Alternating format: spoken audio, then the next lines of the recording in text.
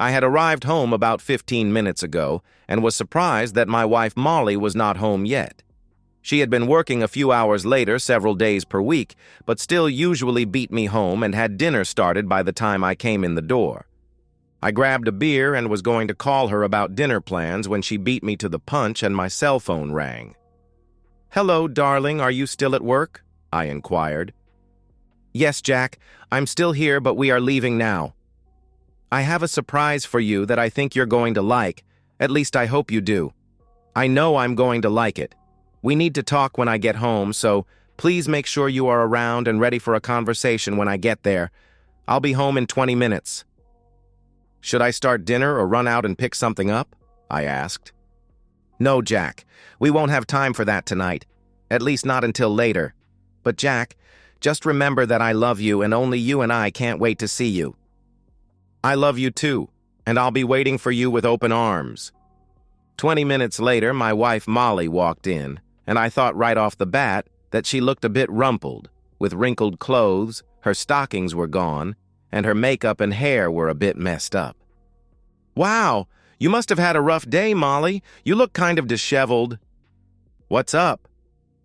Molly quickly moved to me and put her arms around me and looked up into my eyes as she whispered, "Jack, you know that I love you so much, and I know that you love me and would do anything for me. Do you agree?" "Sure, Molly. I might not kill for you, but I would do just about anything else. So, what's bringing this conversation up? I can't wait to hear what predicament you've gotten into this time." "It's nothing like that, Jack. Just let me talk, and when I am done, you can ask me questions. You know how you pretty much let me decide almost all of our decisions, and you are so nice to me and loving that you let me do almost anything that I want." "Well, I was telling my boss Ralph about our relationship over the last few weeks, and he had a few ideas that seemed to make sense to me. He had me read a few stories about submissive men who like to be dominated by their women and how this really helps make their relationship work. I have to admit, Jack, the stories were very good and really got my fantasies going over the last few weeks. Molly, yes, I am nice to you and let you have your way about any of the decisions that aren't life-altering or major. But if you remember, I decided on the house we would buy, the cars we would buy, how we invest our money, and the major financial decisions. But I admit, I love letting you make the decisions on the things that are important to you that make you happy, like vacations, what movies to see, what restaurant to go to, even what clothes I should wear. But I don't think that makes me submissive, just in love with you and wanting you to be happy. My dad told me the secret to a happy and stress-free marriage is to not sweat the small stuff. Then he reminded me that almost everything is small stuff and life should be lived as positively and happily as possible. Okay, Jack, but I still think my boss was right when I compare you to him. He is domineering, powerful, and takes what he wants. People cower to his strong personality, and they do what he decides, not the other way around. He explained to me that he is an alpha male, dominant, and at the top of the pecking order, while people like you, although they are loving and nice, are more beta males and like to be dominated and submissive. They may not know it yet, but it's there waiting to come out. Well, I think that is some third-degree pop psychology nonsense, and I totally disagree. But where are you headed with this? When I said that, I saw some guilt, and the confidence that had been there faded a bit. Jack, my boss has told me that he is going to be intimate with me in a way I've never experienced before. He is well endowed and often brags about his skills. Over the past few weeks, after hours in his office, he had me feel it occasionally, and I have to admit it was quite prominent and responsive as I explored it. I know it wasn't right, and I probably crossed the line that a young married wife should avoid, but it really excited me, and I've been having fantasies about him the last few weeks, as he had been seducing me at the office. He explained to me that you are probably going to really enjoy me being intimate with him, that you, being submissive, might even want to watch. And if not that, you and I will have the most incredible intimacy of our lives when you reclaim me after I have a session with him. I looked at her, waiting for the punchline to come out, but suddenly realized she was serious and that she was telling me she really had been feeling him up and who knows what else. What the heck, Molly, you have to be kidding. How would you ever think I would put up with that? Jack, I know you love me, and I know you want me to be happy. I'm convinced that this will bring our love and our intimate life to a whole new level. Molly, are you telling me that you've been intimate with your boss? What the heck have you been doing, Molly? I asked angrily. Oh no, Jack, I would never cheat on you. Nonsense, you already have. You've been having intimate conversations with Ralph, and you've already told me that you felt his private parts. Has he been intimate with you? I asked.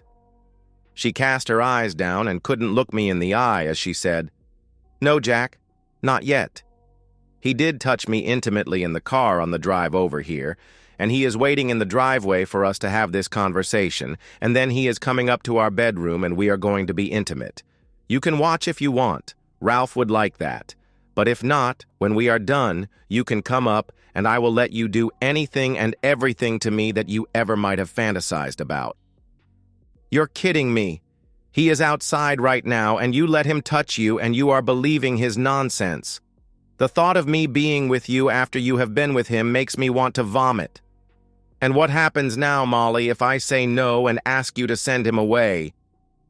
Molly now had a look of panic. I could tell she wasn't ready for this response, so now she evidently was going to try a more assertive approach, probably having been coached by her slimebag boss.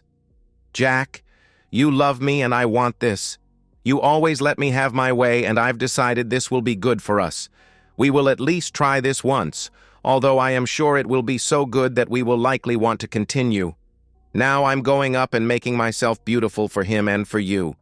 You can let him in and then wait for us to finish. I know you will want this for me, because you love me, and I know this will be so good for us. Well, Molly, I can see where your head is at and where our marriage and vows are apparently at. So you go ahead and get ready, and I'll just go out and talk briefly to your friend, I shouted. Jack, he isn't my friend. This is just raw, powerful, domineering time. I will always only love you and be yours forever, and you'll be mine. With that, Molly came to hug and kiss me, but I pushed her away and saw the surprise and hurt in her eyes. Well, don't let me hold you up, Molly. I can see that you are doing this no matter what I say. If not now, then soon. Maybe without even telling me. Regardless, you've actually already cheated on me. So go ahead upstairs and get yourself ready. Her look of guilt and shock at my statement made her pause, but she turned to walk away. On the stairway, she turned and said, You'll see Jack. This will be epic. Yes, Molly, it is going to be epic. You have that right.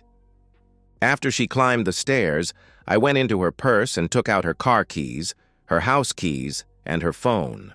From her wallet, I took out our joint credit card, and I then went into the kitchen and grabbed a tea towel from the linen drawer and a few zip ties from the utility drawer. I also grabbed a very large meat carver from the knife drawer and went out to meet Ralph. Ralph was sitting in his car in the driver's seat, reading his phone, and when I came out, he lowered his driver's window and said, Well, little Jack, I guess your wife told you the score? Don't worry, I'll still let her have time with you, at least for now, until she is fully under my power. You'll enjoy. I never let him finish his last statement. I put my whole body into the angriest, most vicious left hook I could muster and hit him square in the nose. The satisfying crunch of bones and the gush of blood confirmed that I had done some damage. As the blood gushed from his face onto his Brooks Brothers suit and the seat of his Mercedes, I handed him the tea towel and said, Here, you might want this, Ralphie. He quickly brought it up to his nose, and as he did, I wrapped a zip tie around his left wrist, pulled it up and looped it around the bar for his head restraint, and pulled the zip tie tight. I then opened the car door and gave him another left hook, although this one went straight to his private area. He bent forward in his seat, getting into as much of a curled-up ball as he could with his left wrist zip-tied to the headrest, but he managed to lean forward with his right hand, grabbing the steering wheel as he cried out in pain. I immediately seized the opportunity to zip-tie his right hand to the steering wheel. I leaned over by his face and said, "So is the big, strong, dominant alpha male having an issue asserting himself? What a pathetic scumbag. You analyzed me and this entire situation as poorly as possible, and you are going to learn the error of your ways. Unfortunately for you, Molly is expecting something epic. So what do you say? Let's give it to her." I walked over to the front yard and picked up the water hose that was lying in the grass. It had the steel water spray nozzle attached, perfect for what I had in mind. I walked back to the side of the car, swinging the hose next to my body like you would swing a lasso or a sling, and after building up an acceptable amount of speed and momentum, I let it slam into the passenger window, shattering it into a tumbling mass of safety glass pieces, covering the inside seat and floor of his car. I then walked to the front of the car and swung again at the windshield, and although I wasn't able to break it after a couple of strikes, I did fill it up with cracks and dings, as if the car had been pummeled by hail chunks for the size of golf balls. I decided as long as I was up front, I would smash out the headlights too, and that gave me a great deal of satisfaction. I walked back to the driver's window and, laughing, I said, "I guess you might need a bit of work on your car." Then I grabbed the knife out of my back pocket and quickly leaned into the car and put the knife on his neck against his jugular vein. In my most intimidating voice, I hissed, "How many times did you be intimate with my wife as you tried to convince her that I would allow this to happen?" I could see the fear in his eyes as he stuttered. "Just twice over the last few weeks. It didn't mean anything. It was just physical for both her and me. Just let me walk away and you'll never see me again." I looked at him like he was some pathetic form of scum and said, "I am not going to kill you, at least not right now. But if I hear anything from the police or if I get any other issues coming my way about our little talk today, then I'll be back to find you. If you go to the police, I'll likely go to jail. Maybe I'll get bail, maybe not. Maybe I'll do some time, maybe not. Regardless, at some point in your future, I'll find you. Maybe in a parking lot walking to your car, maybe in the elevator at work. I'll find you and I'll slit your throat and spit on your face as I watch you die. It's your choice. This can be the last time you ever see me, or you can be watching over your shoulder for the next week, month, year, until the time to end you is right." With that, I leaned over him, stuck the knife into the passenger seat, and said, "Your friend Molly is going to need this to cut you free so you can drive her away. Or maybe she'll be driving you to the ER. Whatever. Just make sure you get her out of my sight." I walked into the house, and when Molly heard the front door close, she yelled down from the bedroom, "Is that you, Ralph? Come up her and be with your friend. Did you get everything worked out with Jack?" My first thought was, what an incredible fool. Who was this woman? I replied, "Molly, Ralph is still out in his car. He wants you to come out and talk to him. I think he might be having second thoughts." A minute later, Molly came down, no doubt wearing lingerie I had bought her underneath the robe she had thrown on. "What happened, Jack? Did you assure him things were okay?" Molly, I assured him what his future entailed depending on his course of action. "You should probably step out and talk to him." She gave me a look of confusion and said, "Jack, please remember I love you and this will make us strong." "Sure, Molly. I already feel stronger." She smiled and walked out the front door, and I immediately locked it behind her. I walked to the garage and pushed the lockout for the garage door opener, and it was when I was walking upstairs that I heard her screams. "What have you done? Jack, you come out here this instant and fix this." I ignored her request, went up to the bedroom, and pulled out one of our carry-on suitcases. I grabbed a good fistful of clothes out of her underwear, bra, and socks drawer. I pulled some t-shirts, jeans, and sweaters out of her closet and put them in the suitcase, and then went into the master bath and threw into the suitcase as many of her cosmetics, combs, brushes, and perfume as I could fit. I went back to the closet and grabbed a pair of her tennis shoes, too.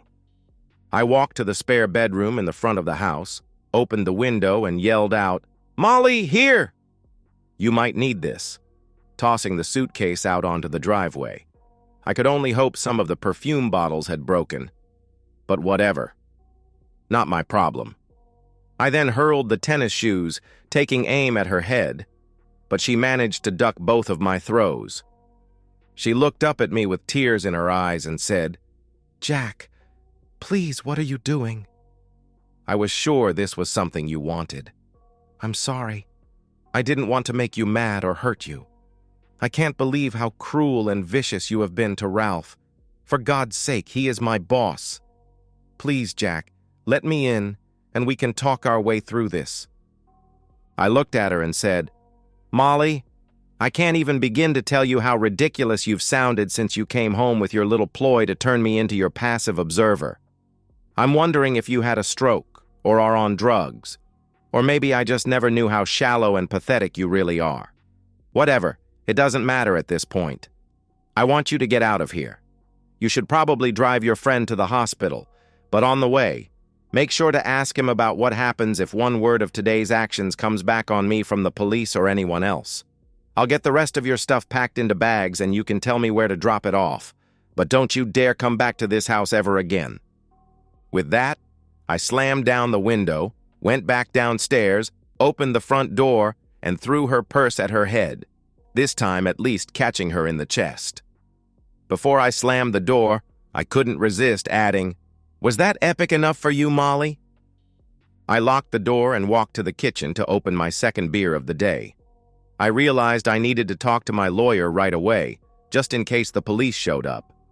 I also needed a reference for a good divorce attorney. I went to the front window and saw Ralph yelling and cussing at Molly as she cut the zip ties off. She put her suitcase into the trunk.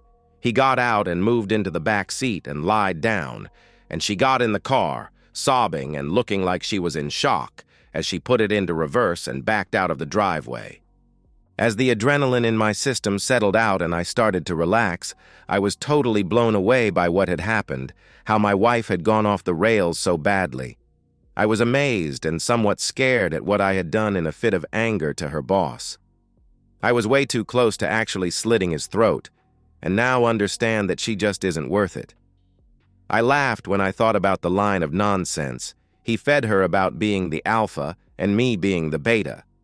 Being a nice, easygoing guy and letting your wife have the final word on the benign decisions was done out of love and a quest for a happy wife, a happy life marriage.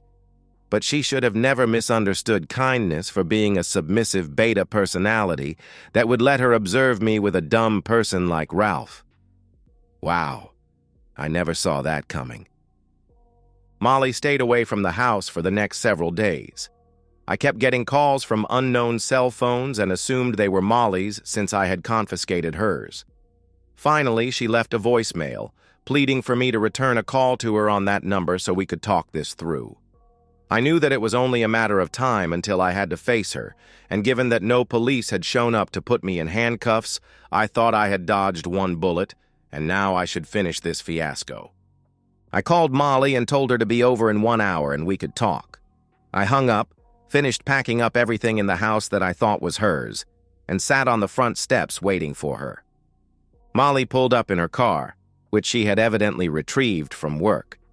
I didn't know if she had been staying with Ralph, her parents or friends, or in a motel, and I was a bit surprised at myself for not really caring where she had been. She hopped out of the car and gave me a tentative wave before walking over to sit down on the front steps with me. Her face conveyed a myriad of emotions, including a bit of regret, shame, guilt, and apprehension. Her face looked puffy and blotted, indicating to me that she had been crying a lot and getting very little sleep. She sheepishly looked over at me and said, "Jack, I am so sorry for what I did. I don't know how I let Ralph talk me into approaching you about me being intimate with him and you being submissive and liking it. I have thought back over the last few weeks and don't understand how I fell for his whole line of nonsense.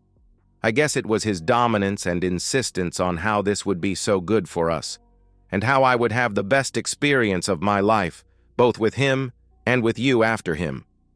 I think about it now, and you must think I went crazy, and I guess I was for a little while there. But Jack, I'm back now, and I love you, and want only you, I beg you to forgive me, and I promise that I'll be the best wife you could ever have and spend my life making it up to you." "So, Molly, how was Ralph in the bedroom?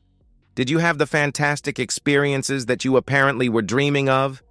Did his massive anatomy—" "Stop, Jack. I never touched him after that. And he is so afraid of the things you said that he fired me and doesn't want to come near me. Besides, he was in the hospital for 2 nights after what you did to him. He made up a story of a mugging on the way to the hospital, and we both stuck to the story so you would be off the hook." "Well, at least he got one thing right. What do you want, Molly?" "Jack, I want you. I want to come home and be your wife for the rest of our lives. I want you to forgive me. I'll do anything to make it up to you. We can work through this and be better than ever, Jack. I have decided that you are the only one I can ever love, and I need you to forgive me. What do you say, Jack? Can I please come home?" "Molly, I've done a lot of thinking, and this is where I'm at. You and I were in love for 2 years and married for 3. Now, after only 5 years, you were evidently already bored with our lives, or at least our intimate life, and looking for more.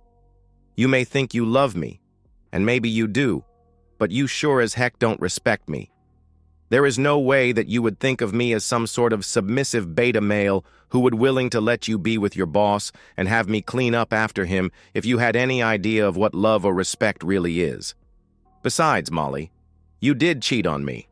Ralph told me you were with him at least a few times over the preceding weeks as he was talking you into this alpha-beta male nonsense. Your desires overtook your vows and the promises you made to me, and again, that is after only 5 years. What happens at 7, 10, 15, or 20 years? How many times will you get bored and break those vows?" "Jack, I would never do that to you." "You already have, Molly, so don't say never." "No, I've given it a lot of thought. We don't have kids, don't have much in the way of savings, and our only real asset is the house, which has very little equity in it. I've decided, Molly, that the risk of staying with you is far greater than the benefit of staying with you. I truly believe it will only be a matter of time before you rationalize an affair, and based on how it went with Ralph, this time you will just go behind my back. I have no trust in you anymore, and even worse, I have lost my respect for you. I can't be with someone who doesn't respect me and who I no longer respect." Molly had started tearing up as I was explaining my decision, and she was now sobbing as I told her we were finished. "Molly, we are getting divorced. You keep your car, I'll keep mine. We can split the savings, sell the house, and both walk away. We're both still young, and I'm hoping to start again with someone who will love me and respect me for who I am. I've already got a lawyer started on the divorce, so we can do this amicably, or you can and probably should get your own lawyer. Now, let's load up your car with your stuff and you can drive off and be with as many big alpha males as you desire. I'll start moving out next week so we can get the house on the market." "No, Jack, no. You have to forgive me. I need you. I love you. I do respect you. It was only a mistake that I was conned into. You have to forgive me." "Molly, I'm sorry. I've said everything there is to say. Now it's time to move on with our lives. And should our paths cross in the future, let's just have the grace to say hi, but keep walking by, and I hope you find whatever it was that you were looking for." With that, I started to load her possessions into her car, and when we were finished, I just looked at her, said goodbye, walked into the house, and closed the door on our marriage. And so, we've reached the end of today's story. Was it what you expected, or did it take a twist you didn't see coming? I'm curious to hear your thoughts. Share them in the comments below, and let's get a conversation going. If this story kept you hooked, make sure to hit that like button. And if you're new here or just haven't subscribed yet, now's the perfect time to join our community. I bring you fresh, captivating stories every day, so click that subscribe button and turn on notifications so you never miss out. Thanks for watching, and I'll see you in the next one.